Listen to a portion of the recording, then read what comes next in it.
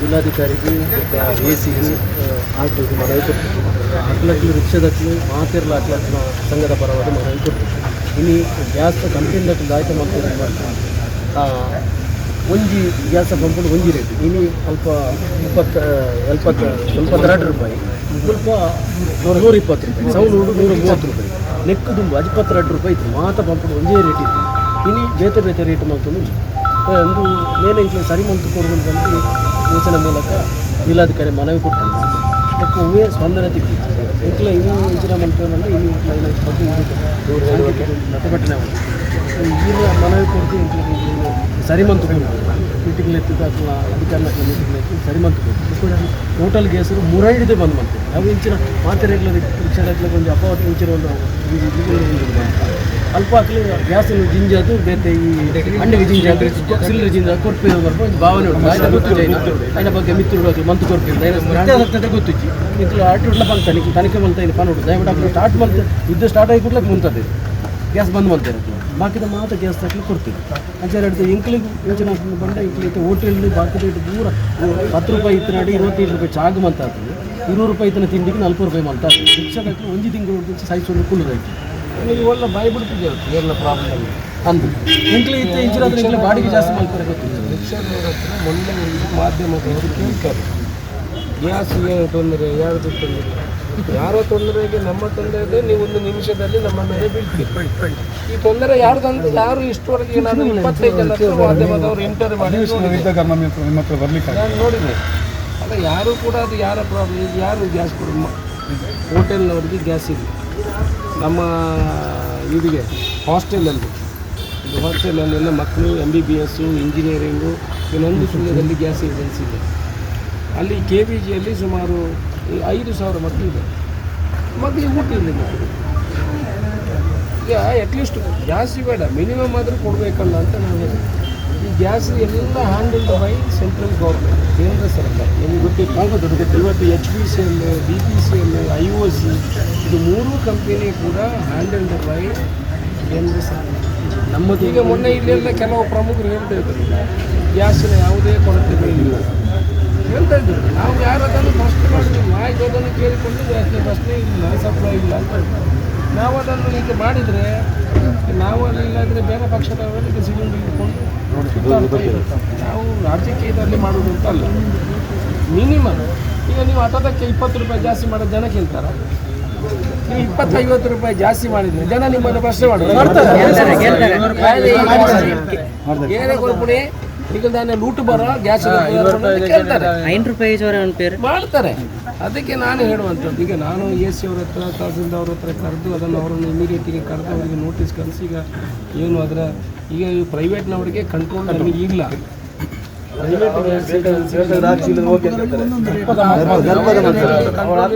ಅವರಿಗೆ ಏನು ಕಂಟ್ರೋಲ್ ಅಂತ ಹೇಳಿದ್ರೆ ಅವ್ರ ಲೈಸೆನ್ಸ್ ಮೇಲೆ ಮಾತ್ರ ನಮಗೆ ಕಂಟ್ರೋಲು ಇರುವುದು ಹೊರತು ಅವರು ಫಿಕ್ಸ್ ಮಾಡುವಂಥ ರೇಟಿಗೂ ನಮಗೂ ಯಾವುದೇ ಕಂಟ್ರೋಲು ಇಲಾಖೆಯವರಿಗೆ ಈಗ ತಹಸೀಲ್ದಾರ್ ಆದರೂ ಓವರ್ ರೇಟ್ ಮಾಡುವಾಗ ಅವರಿಗೆ ಈಗ ಅವರ ಮೇಲೆ ಕೇಸ್ ಬುಕ್ ಮಾಡ್ಬೋದು. ಇನ್ನೊಂದು ಸರ್ ಈಗ ಪಂಪಿನಲ್ಲಿ ಕೆಲವು ಕಾರ್ನವರೆಲ್ಲ ತುಂಬಿಸಿ ಅದನ್ನು ಕೊಂಡೋಗಿ ಸಿಲಿಂಡರ್ಗೆ ಫಿಲ್ ಮಾಡ್ತಾರೆ ಅಂತೇಳಿ ಅದು ಕೂಡ ಒಂದು ಕಂಪ್ಲೇಂಟ್ ಇದೆ. ಯಾಕಂತೇಳಿ ಅದು ಇದೆಲ್ಲ ಮಾಡ್ತಿದ್ದಾರೆ. ಇದನ್ನು ಮನೆಗೆ ಗ್ಯಾಸ್ ಇಲ್ಲದ್ರೆ ಮತ್ತೆ ಎಂತ ಮಾಡಿ ಇದನ್ನೇ ಗ್ಯಾಸ್ ಇದೆ ಇಲ್ಲ ಗ್ಯಾಸ್ ಬುಕ್ ಮಾಡಬೇಕಿದ್ರೆ KYC ಮಾಡಬೇಕು ಪುನಃ. ಈಗ ಬಡವರಿಗೆ ಗೊತ್ತಾ KYC ಅಂದ್ರೆ ಏನು? ಈಗ ನಮಗೆ ಬೇಡಿಕೆ ನಮ್ಮದು ಒಬ್ಬ ರಿಕ್ಷಾ ಚಾಲಕನಿಗೆ ಒಂದು ದಿನಕ್ಕೆ 5 ಲೀಟರ್ನಾಗೆ ಕೊಡಲಿ, ಹೆಚ್ಚು ಕೊಡೋದು ಬೇಡ. ಪ್ರತಿ ಈಗ ಎಲ್ಲ ಕಡೆ ಪಂಪ್ಗಳಾಗಿದೆ, ಅದರಿಂದ ಸಮಸ್ಯೆಗಳಿಲ್ಲ. ಪ್ರತಿ ಪಂಪ್ಗಳಲ್ಲಿ ಅವರು ಗ್ಯಾಸ್ ಕೊಡೋದಾದ್ರೆ ಒಂದು 5 ಲೀಟರ್ ಮಿನಿಮಮ್ ಕೊಡಲಿ ಅಂತ ಹೇಳುವಂಥದ್ದು ನಮ್ಮ ಬೇಡಿಕೆ. 5 kg ರಿಕ್ಷಾದಾಗ ಬದುಕಿನ ಪ್ರೊಪಲ್ ಗ್ಯಾಸ್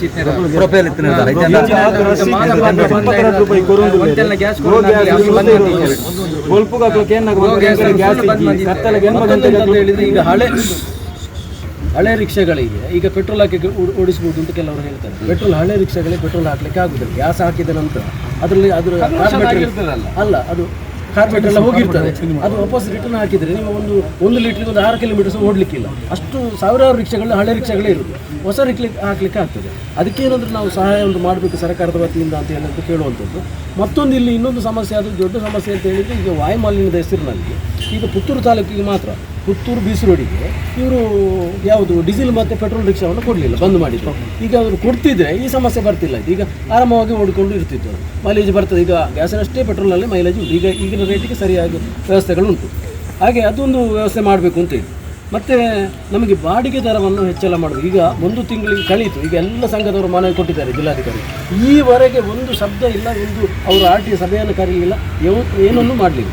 ಆದ್ದರಿಂದ ನಮಗೆ ಇದಕ್ಕೆ ದರವನ್ನು ಹೆಚ್ಚಳ ಮಾಡಲಿಕ್ಕೆ ಒಂದು ವ್ಯವಸ್ಥೆಯನ್ನು ಮಾಡಿಕೊಡ್ಬೇಕು. ಈಗ ನಾವು ನಮ್ಮ ಒಂದು ಮನವಿಯನ್ನು ಶಾಸಕರಿಗೆ, ಒಂದು ನಿಮಿಷ, ಎಲ್ಲರ ಪರವಾಗಿ, ಎಲ್ಲ ರಿಕ್ಷಾ ಚಾಲಕರ ಪರವಾಗಿ ಶಾಸಕರಿಗೆ ಮನವಿಯನ್ನು ನಾವು ಸಲ್ಲಿಸ್ತಾ ಇದ್ದೇವೆ.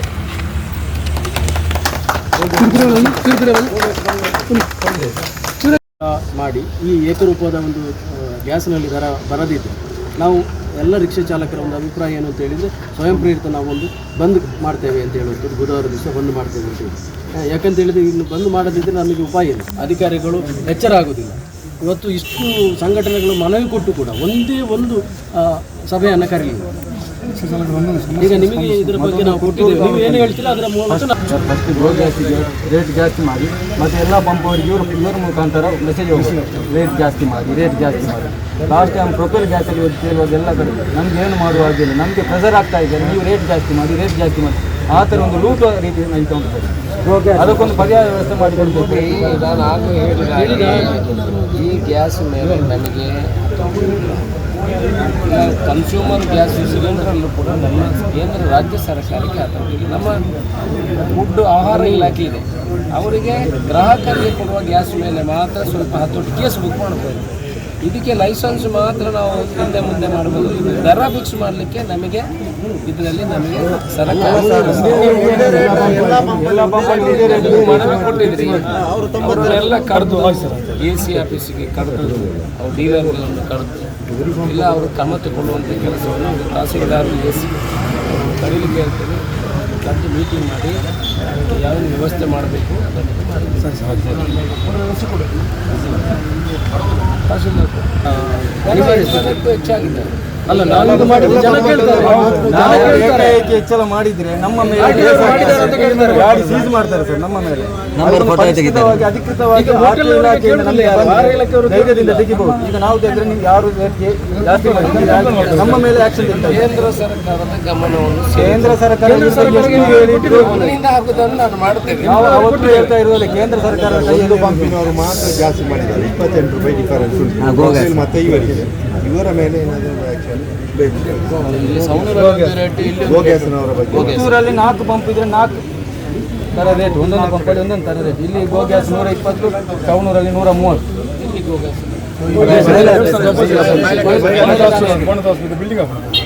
ಇಷ್ಟೊಂದು ದುಡ್ಡು ಮಾಡಲಿಲ್ಲ, ಈಗ ಅವರೇ ಜಾಸ್ತಿ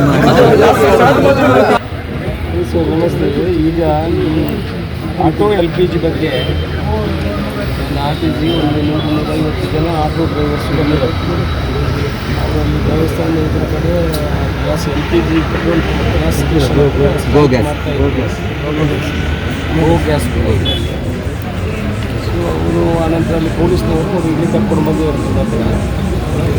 ಅವರು ಒಬ್ಬೊಬ್ಬರು 28-30 ರೂಪಾಯಿ ಜಾಸ್ತಿ ಮಾಡಿದ್ದಾರೆ ಇನ್ನೊಂದು ಕಡೆ. ಅದಕ್ಕೆ ಅವರಿಗೆ ಕಂಟ್ರೋಲ್ ನಾವು ಬೇರೆ ಗ್ರಾಹಕರ ಹತ್ರ ನಾವು ದುಡ್ಡು ಜಾಸ್ತಿ ಮಾಡೋಕ್ಕಾಗಲ್ಲ. ಬಟ್ ಆ ಥರ ಜಾಸ್ತಿ ಮಾಡಿದರೆ ತೊಂದರೆ ಆಗ್ತದೆ. ಅವರು ಒಂದೊಂದು ಕರೆದು ಅವರಿಗೆ ಎಚ್ಚರಿಕೆ ಕೊಟ್ಟು ಒಂದು ಏನು ರೇಟ್ ಇದೆ ಆ್ಯಕ್ಚುಲ್ ರೇಟಲ್ಲಿ ಕೊಡಿಸ್ಬೇಕು ಅಂತ ಅವ್ರಿಗೆ ಮಂಗಳೂರಲ್ಲಿ.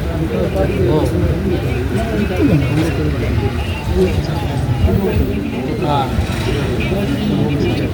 ಗೋ ಗ್ಯಾಸ್ಗೆ ಮತ್ತು ಓಕೆ. ಆಮೇಲೆ ಅವರನ್ನೆಲ್ಲ ಏನು LPG ಏನು ಸ್ಟೇಷನ್ಸ್ ಇದೆ ಅವರನ್ನ ಮೇಲೆ ಇಲ್ಲಿ ಕರೆದು ಮೀಟಿಂಗ್ ಮಾಡಿ ನಾನು ಬೇಕಿದ್ರೆ ಬರ್ತೀನಿ ಒಂದು ಲಂಚ್ ಟೈಮಲ್ಲಿ ಇಟ್ಕೊಂಡ್ರೆ 12 ನಿಮಿಷ. ಅವರನ್ನ ಎಮರ್ಜೆನ್ಸಿ ತಹಸೀಲ್ದಾರ್ ಹತ್ರ ಹೇಳಿ ಕರೆಸಿ ಇಮಿಡಿಯೇಟ್ ಅವ್ರು ಡಿಸ್ಕಸ್ ಮಾಡಿ ನಾವು ಪ್ರಮೋಟ್ ಕೈಗೊಳ್ತೀವಿ.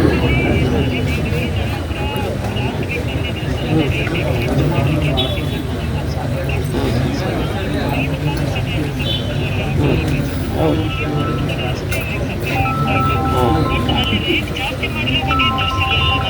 ಹಾಂ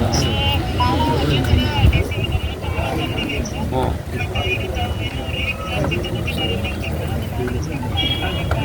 ಒಂದು ಇನ್ಸ್ಪೆಕ್ಟ್ ಮಾಡಿ ಮತ್ತು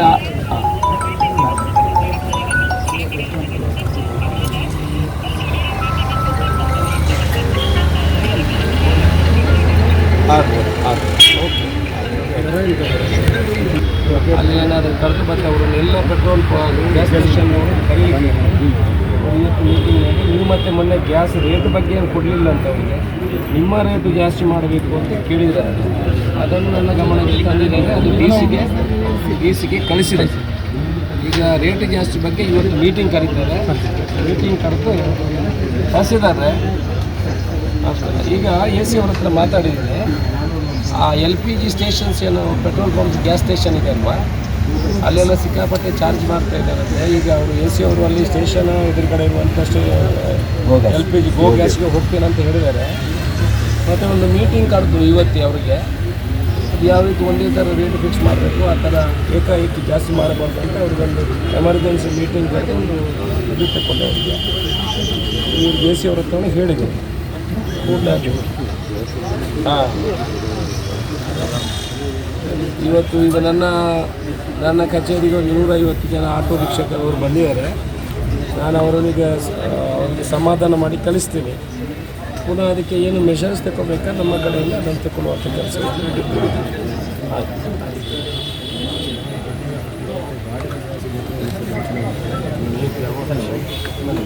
ಬಾಡಿಗೆ ಜಾಸ್ತಿ ದುಡ್ಡಂದ್ರೆ ಇದು ಫಸ್ಟ್ ಮೀಟಿಂಗ್ ಮಾಡಿ ಬಾಡಿಗೆ ಜಾಸ್ತಿ ಅಲ್ಲ ಎ ಸಿನ ಡಿ ಸಿ ನಡೆ ಹೋಗ್ತದೆ ಡಿ ಸಿನ ಬರ್ತಾರೆ. ಇವತ್ತು ನಾವು ರಿಕ್ಷಾ ಚಾಲಕರ ಸಮಸ್ಯೆಯ ಬಗ್ಗೆ ಮೊನ್ನೆ ಶನಿವಾರ ದಿವಸ ಜಿಲ್ಲಾಧಿಕಾರಿಯವರಿಗೆ, AC ಅವರಿಗೆ ಮತ್ತು RTO ಅವರಿಗೆ ಮನವಿಯನ್ನು ಕೊಟ್ಟಿದ್ದೇವೆ. ಇದು ರಾಜ್ಯ ಸರ್ಕಾರ ಇರ್ಬೋದು, ಕೇಂದ್ರ ಸರ್ಕಾರ ಇರ್ಬೋದು, ಸರ್ಕಾರದ ವಿರುದ್ಧ ಅಲ್ಲ. ಇದು ರಿಕ್ಷಾ ಚಾಲಕರಿಗೆ ಅನ್ಯಾಯ ಆಗಿದೆ, ಇದನ್ನು ಸರಿಪಡಿಸಬೇಕು ಅಂತ ಕೇಳುವಂಥ ವಿಷಯ. ಇದು ಯಾವುದೇ ಸರ್ಕಾರದ ವಿರುದ್ಧ ನಮ್ಮ ಪ್ರತಿಭಟನೆ ಅಲ್ಲ. ಇವತ್ತು ನಮಗೆಂತಾಗಿದೆ ಅಂತ ಹೇಳಿದರೆ, ಇಲ್ಲಿ ರಿಕ್ಷಾ ಚಾಲಕರಿಗೆ ಯಾವುದೇ ಹೋಟೆಲ್ಗೆ ಹೋದರೂ ಅಥವಾ ಯಾವುದೇ ಅಂಗಡಿಗೆ ಹೋದರೂ ಎಲ್ಲ ದರ ಹೆಚ್ಚಳವನ್ನು ಮಾಡಿದ್ದಾರೆ. ರಿಕ್ಷಾ ಚಾಲಕರಿಗೆ ದರ ಹೆಚ್ಚಳ ಮಾಡುವಂಥ ಒಂದು ಕಾನೂನಿನಲ್ಲಿ ಅವಕಾಶ ಇಲ್ಲ. RTO ಸಭೆಯಲ್ಲಿ ತೀರ್ಮಾನ ಆಗಿ ಅದರ ನಂತರ ದರ ಹೆಚ್ಚಳ ಆಗುವಂಥದ್ದು. ಈಗ ಪುತ್ತೂರಿನಲ್ಲಿ ಇವತ್ತು ನಾವು ಸಾಂಕೇತಿಕ ಪ್ರತಿಭಟನೆ ಮಾಡಿದ್ದು. ಸಾಂಕೇತಿಕ ಪ್ರತಿಭಟನೆ ಮಾಡಿದ ಉದ್ದೇಶ ಏನು ಅಂತ ಹೇಳಿದರೆ, ಕೆಲವು ಪಂಪುಗಳಲ್ಲಿ ಇವತ್ತು 90 ರೂಪಾಯಿ ಒಂದು ಪಂಪಿನಲ್ಲಿದೆ, ಒಂದು ಪಂಪಿನಲ್ಲಿ 120 ರೂಪಾಯಿ ಇದೆ, ಸವಣೂರಿನಲ್ಲಿ 130 ರೂಪಾಯಿ ಮಾಡಿದ್ದಾರೆ ಅಂತ ಉಂಟು. ಇದು ಬೇರೆ ಬೇರೆ ರೀತಿಯ ದರವನ್ನು ನಿಗದಿ ಮಾಡ್ತಾರೆ. ಇದು ಏಕರೂಪ ದರ ಇತ್ತು. 62 ರೂಪಾಯಿ ಇರುವಾಗ ಎಲ್ಲ ಏನು ಗ್ಯಾಸ್ ಸ್ಟೇಷನ್ಗಳಿತ್ತಲ್ಲ, ಗ್ಯಾಸ್ ಪಂಪ್ಗಳಿತ್ತು, ಅದರಲ್ಲಿ ಏಕರೂಪ ದರ ಇತ್ತು. ಇವತ್ತು ಈ ಯುದ್ಧದ ಒಂದು ಲಾಭವನ್ನು ಹೇಗೆ ಕೊರೋನಾದಲ್ಲಿ ಹೇಗೆ ಲಾಭವನ್ನು ಕೆಲವರು ಪಡ್ಕೊಂಡಿದ್ದಾರೆ, ಅದೇ ರೀತಿ ಇವತ್ತು ಈ ಯುದ್ಧದ ಹೆಸರಿನಲ್ಲಿ ಲಾಭವನ್ನು ಪಡ್ಕೊಳ್ಳುವಂಥ ಕೆಲಸವನ್ನು ಆಗ್ತಾಯಿದೆ. ಇದಕ್ಕೆ ಸಂಬಂಧಿಸಿದ ಅಧಿಕಾರಿಗಳು ಕ್ರಮ ಕೈಗೊಳ್ಳಬೇಕು ಅಂತ ಹೇಳುವಂಥ ದೃಷ್ಟಿಯಲ್ಲಿ ನಾವು ಇವತ್ತು ಶಾಂತಿಯುತವಾದಂಥ ಒಂದು ಸಾಂಕೇತಿಕ ಪ್ರತಿಭಟನೆಯನ್ನು ಮಾಡಿದ್ದೇವೆ. ಇವತ್ತು ಶಾಸಕರಿಗೆ ನಾವು ಮನವಿಯನ್ನು ಕೊಟ್ಟಿದ್ದೇವೆ. ಶಾಸಕರು ಇವತ್ತೇ ಸಭೆಯನ್ನು, ಅಧಿಕಾರಿಗಳ ಸಭೆ ಕರೆದು ಇದರ ಬಗ್ಗೆ ಏನು ಮಾಡಬೇಕು ಅಂತ ಹೇಳಿ ಇದ್ದಂಥ ಕೆಲಸವನ್ನು ಮಾಡ್ತೇನೆ ಅಂತ ಹೇಳಿದ್ದಾರೆ.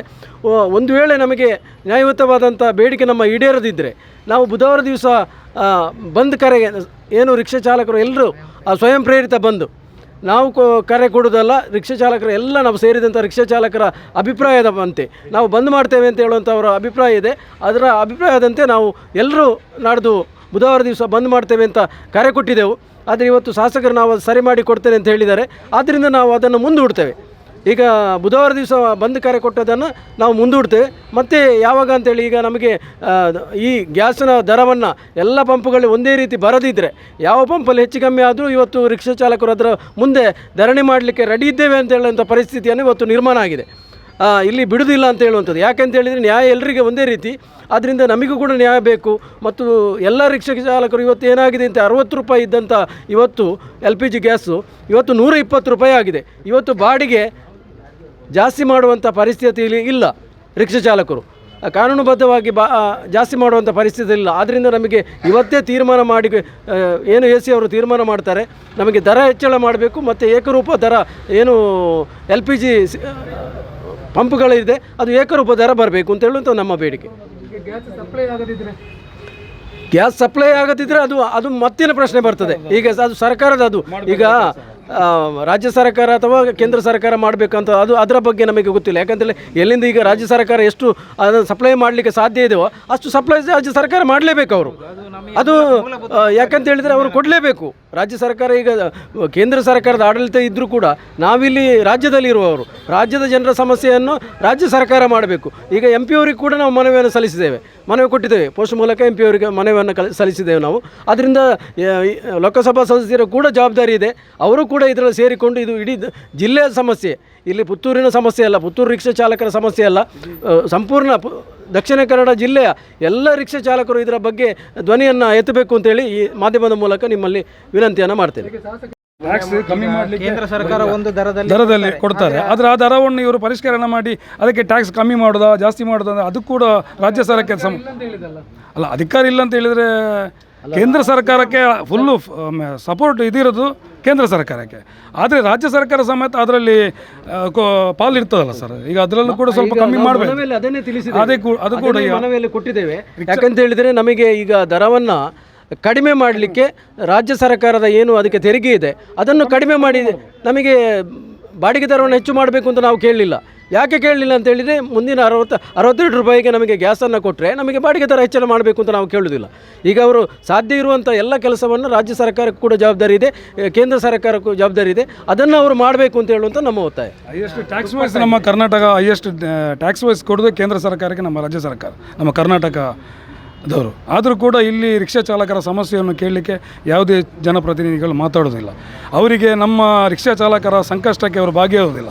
ಅವರಿಗೀಗ ಬೇಕಾದದ್ದು IPL ಟಿಕೆಟ್ ನೋಡಲಿಕ್ಕೆ, ಅವರಿಗೆ ಫ್ರೀಯಾಗಿ ಸ್ಪೀಕರ್ನ ಆಫೀಸಿನ ಮುಂದೆ ಎಲ್ಲ ಸಾರಥಿ ಸಾಲಲ್ಲಿ ನಿಂತು MLAಗಳ PAಗಳು, ಮಿನಿಸ್ಟ್ರಿಗಳ PAಗಳು ಅವರಲ್ಲಿ ನಿಂತು ಸಾರಥಿ ಸಾಲಲ್ಲಿ ನಮಗೆ IPL 4 ಟಿಕೆಟ್ ಬೇಕು, IPL 5 ಟಿಕೆಟ್ ಬೇಕು ಅಂತೆಲ್ಲ ಮಾತಾಡಲಿಕ್ಕೆ ಅವರಿಗೆ ಜವಾಬ್ದಾರಿ ಇರ್ತದೆ.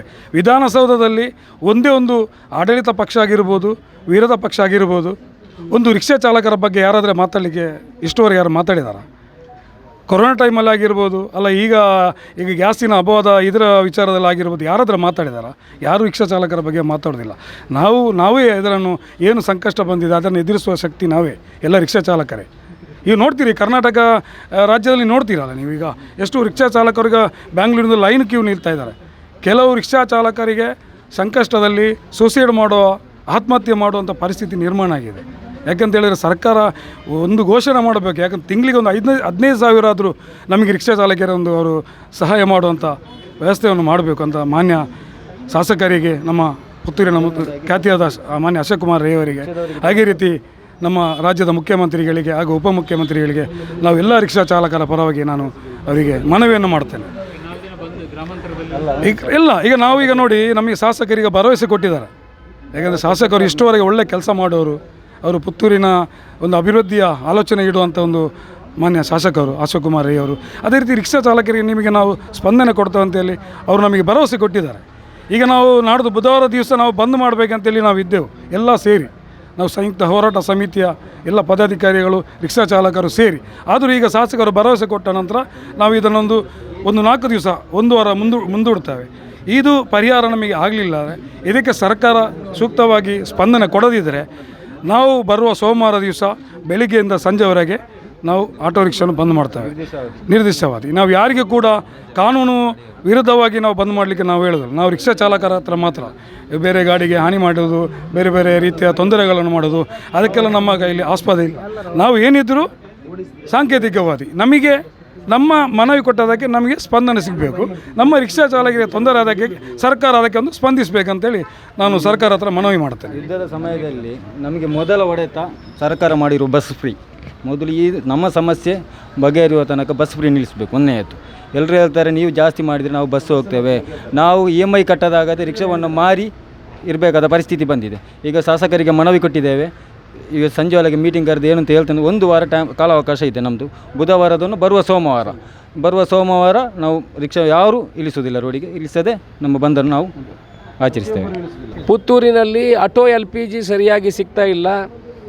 ಆಟೋ LPGಗೆ ಸುಮಾರು 28-30 ರೂಪಾಯಿ ಪರ್ KGಗೆ ಜಾಸ್ತಿ ಮಾಡ್ತಾರೆ ಅಂತ ಇವಾಗ ಸುಮಾರು 150-200 ಜನ ಆಟೋ ಚಾಲಕರು ನನ್ನ ಹತ್ರ ಬಂದಿದ್ದಾರೆ. ನಾನು ನೋಡಿ, ಈ ಗ್ಯಾಸ್ ವಿಚಾರ ಅದು ಕೇಂದ್ರ ಸರ್ಕಾರದ ಅಧೀನದಲ್ಲಿ ಇರುವಂಥದ್ದು. ಈ ಆಟೋ ಚಾಲಕರ LPG ಏನಿದೆ ಅದು ಕೂಡ ಕೇಂದ್ರದಿಂದ ಅವರು ಸಪ್ಲೈ ಪ್ರೈವೇಟ್ ಗ್ಯಾಸ್ನವರು ಪರ್ಚೇಸ್ ಮಾಡಿ ಆನಂತರ ಅವರು ಡಿಸ್ಟ್ರಿಬ್ಯೂಷನ್ ಮಾಡ್ತಾರೆ. ಇದರ ಪ್ರೈಸ್ ಕಂಟ್ರೋಲು ಸರ್ಕಾರದ ಹೊಣೆ ಅಲ್ಲ, ಸರ್ಕಾರದ ಮೇಲಿಲ್ಲ. ಅವರಿಗೆ ಲೈಸೆನ್ಸ್ ಕೊಡುವಂಥದ್ದು, ಅವರನ್ನು ಮಾನಿಟ್ರ್ ಮಾಡುವಂಥದ್ದು, ಕಾನೂನಾತ್ಮಕವಾಗಿ ಅವರು ನಡೆಸುವಂಥದ್ದನ್ನು ಮಾತ್ರ ರಾಜ್ಯ ಸರ್ಕಾರ ನೋಡ್ತದೆ. ಅವರು ಬೇರೆ ಬೇರೆ ಪ್ರೈವೇಟ್ ಕಡೆಯಿಂದ ಪರ್ಚೇಸ್ ಮಾಡಿ ಅದನ್ನು ಡಿಸ್ಟ್ರಿಬ್ಯೂಷನ್ ಮಾಡುವಂಥ ಕೆಲಸವನ್ನು ಮಾಡ್ತಾರೆ. ಆದರೆ ನೀವು ಮನವಿಗೆ ಇವತ್ತು ಸ್ಪಂದಿಸಿ ಈಗಲೇ AC ಅವ್ರ ಹತ್ರ ಮಾತಾಡಿದ್ದೀನಿ, ತಹಸೀಲ್ದಾರ್ ಹತ್ರ ಮಾತಾಡಿದ್ದೀನಿ. ಕೂಡಲೇ ಆ LPG ಸ್ಟೇಷನ್ಗೆ ಹೋಗಿ ಅಲ್ಲಿ ಡೀಟೇಲ್ಸನ್ನು ತಗೋಬೇಕು. ಆನಂತರ ಇವತ್ತು ಸಾಯಂಕಾಲದ ಒಳಗೆ ಆ ಎಲ್ಲ LPG ಸ್ಟೇಷನ್ನವರನ್ನು ಕರೆದು ಮೀಟಿಂಗ್ ಮಾಡಿ ಒಂದು ದರದ ಬಗ್ಗೆ ಚರ್ಚೆ ಮಾಡಿ ಅದಕ್ಕೆ ಏನು ಪರಿಹಾರ ಕೊಡಬೇಕಾ ಅದನ್ನು ಕೊಡಿಸುವಂಥ ಕೆಲಸವನ್ನು ಮಾಡ್ತೇವೆ. ಗ್ಯಾಸಿನ ಬಗ್ಗೆ ನೀವು ಹೇಳಬೇಕಿದ್ರೆ ಈಗ LPG ಗ್ಯಾಸ್ ಅಡುಗೆ ಅನಿಲ ಕೂಡ ತುಂಬ ತೊಂದರೆ ಆಗ್ತಾಯಿದೆ. ಎಲ್ಲಿಯೂ ಕೂಡ 45 ದಿವಸಕ್ಕೆ ಮೊದಲು LPG ಸಿಗ್ತಾ ಇಲ್ಲ. ಆನಂತರ ಕಮರ್ಷಿಯಲ್ ಸಿಲಿಂಡರ್ ಇವತ್ತು ಹೋಟೆಲಿನವರು, ಕ್ಯಾಟ್ರಿಂಗ್ ಮಾಡೋರು, ಹಾಸ್ಟೆಲಲ್ಲಿರುವಂಥ ಮಕ್ಕಳು, ಆನಂತರ ಪ್ರೈವೇಟ್ ಶಾಲೆಯ ಮೆಡಿಕಲ್ ಕಾಲೇಜ್ನ, ಇಂಜಿನಿಯರಿಂಗ್ ಕಾಲೇಜಿನ ಸ್ಟೂಡೆಂಟ್ಸು ಗಂಭೀರ ಪರಿಸ್ಥಿತಿಯನ್ನು ಎದುರಿಸ್ತಾ ಇದ್ದಾರೆ. ನಮ್ಮ ಕೇಂದ್ರ ಸರ್ಕಾರದ ಯಾರು ಜವಾಬ್ದಾರಿ ಹೊತ್ತಿದ್ದಾರೆ ಅವರು ಏನು ಸ್ಟೇಟ್ಮೆಂಟ್ ಕೊಡ್ತಾರೆ ಅಂತ ಹೇಳಿದ್ರೆ ಎಲ್ಲಿಯೂ ಗ್ಯಾಸ್ ಶಾರ್ಟೇಜ್ ಇಲ್ಲ. ದಯಮಾಡಿ ಅವರು ಹೋಗಿ ನೋಡಬೇಕು ಎಲ್ಲಿ ಶಾರ್ಟೇಜ್ ಇದೆಯಾ ಇಲ್ವಾ ಅಂತ. ನಾವು ರಾಜಕೀಯ ಮಾಡಲಿಕ್ಕೆ ಹೋಗೋದಿಲ್ಲ. ನಾವು ಈಗ ಏನಾದರೂ ಕೇಂದ್ರದಲ್ಲಿ ಕಾಂಗ್ರೆಸ್ ಸರ್ಕಾರ ಇದ್ದರೆ BJPಯವರು ಕಂಡಲ್ಲಿ ಹೆಗಲಲ್ಲಿ ಸಿಲಿಂಡ್ರ್ ತಿಕ್ಕೊಂಡು ಬೊಬ್ಬೆ ಹೊಡಿತಾಯಿದ್ರು. ನಾವು ಅದಕ್ಕೆ ಯಾವುದೇ ಇಂಥ ಸಮಯದಲ್ಲಿ ಆ ರೀತಿಯ ಹೋರಾಟಕ್ಕೆ ಹೋಗಲಿಲ್ಲ. ಆದರೆ ಅವರ ಜವಾಬ್ದಾರಿ ಇದೆ.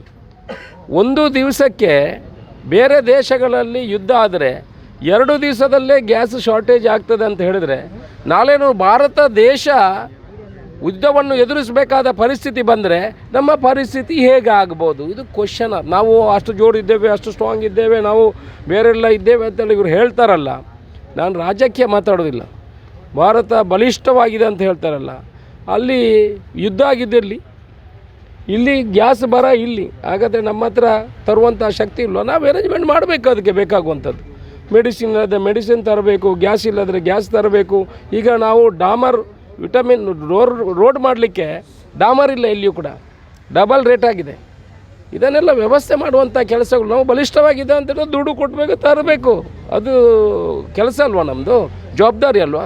ಅದನ್ನು ಮಾಡುವಂಥ ಕೆಲಸವನ್ನು ಕೇಂದ್ರ ಸರ್ಕಾರ ಮಾಡಬೇಕು ಅಂತ ನಾನು ಒತ್ತಾಯ ಮಾಡ್ತೇನೆ. ನಮ್ಮ ಲೋಕಲ್ ಕೆಲವರು ಹಿಂದಿನ ಜನಪ್ರತಿನಿಧಿಗಳು ಎಲ್ಲ ಹೇಳ್ತಾಯಿದ್ರು, ಬೇಕಾದಷ್ಟು ಗ್ಯಾಸು ಎಲ್ಲ ಈ ಕಡೆ ಇದೆ, ಕೊಡಿಸಿಯಪ್ಪ. ನಾನು ನಿಮ್ಮ ಹತ್ರ ಹಿಡಿದು ಬಂದು ಕೊಡಿಸಿ. ಅವತ್ತು ಹೇಳಿದ್ರಲ್ಲ ಮಾಧ್ಯಮದ ಎದುರುಗಡೆ, ಈಗ ಬಂದು ಕೊಡಿಸಿ ಅಲ್ಲ, ಎಲ್ಲಿ ಸಿಗ್ತದೆ ಅಂತ ಹೇಳಿ. ಈ ಥರ ಆಟೋ ಚಾಲಕರು ಅವ್ರು ಕಷ್ಟ ಬಂದು ಕೆಲಸ ಮಾಡೋರು. 10 ರೂಪಾಯಿ ಜಾಸ್ತಿ ತಗೊಂಡ್ರೆ ಜನ ಅವರನ್ನು ಪ್ರಶ್ನೆ ಮಾಡುವಂಥ ಕೆಲಸಗಳು ಆಗ್ತದೆ. ಅದಕ್ಕೆ ನಾವು ಕೂಡ ಈಗ ಇಲ್ಲಿ ತಾಲೂಕು ಮಟ್ಟದಲ್ಲಿ ಏನು ಕ್ರಮವನ್ನು ತಗೊಳ್ಬೇಕು ಅದನ್ನು ತಗೊಳ್ಳುವಂಥ ಕೆಲಸವನ್ನು ಮಾಡ್ತೇವೆ. ಅವರಿಗೆ ಒಂದು ದರವನ್ನು ನಿಗದಿ ಮಾಡುವಂಥ ಕೆಲಸವನ್ನು ಮಾಡಿ ಇವರಿಗೆ ನ್ಯಾಯ ಕೊಡಿಸುವಂಥ ಕೆಲಸವನ್ನು ಇವತ್ತು ಸಾಯಂಕಾಲದ ಒಳಗೆ ಮಾಡ್ತೇವೆ. ಅದು ಇಲ್ಲ ಅಂತಾದರೆ ಅವರ ಮೇಲೆ ಏನು ಕ್ರಮವನ್ನು ತಗೊಳ್ಬೇಕು ಅದನ್ನು ತಗೊಳ್ಳುವಂಥ ಕೆಲಸ ಮಾಡ್ತೇವೆ. ಸುದ್ದಿ ಚಾನಲ್, ಕ್ಷಣ ಕ್ಷಣದ ಸುದ್ದಿಗಾಗಿ.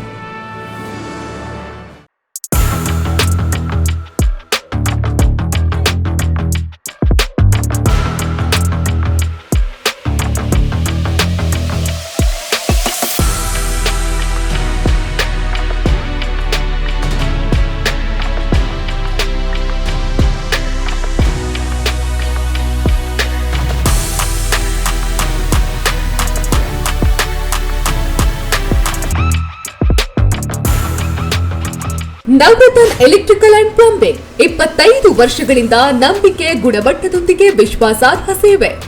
ಒಂದೇ ಸೂರಿನಡಿ ಅತ್ಯಂತ ಕಡಿಮೆ ಬೆಲೆಗೆ ಗುಣಮಟ್ಟದ ವಸ್ತುಗಳು. Electronics, plumbing, hardware, home appliances, sanitary, LED lights. Navaratna electrical and plumbing, Sachin ಟ್ರೇಡರ್ಸ್ನ ಮುಂಭಾಗ, ಮುಖ್ಯ ರಸ್ತೆ, ದರ್ಬೆ, ಪುತ್ತೂರು. ಸಂಪರ್ಕಿಸಿ 9003814451 994552191 990178461.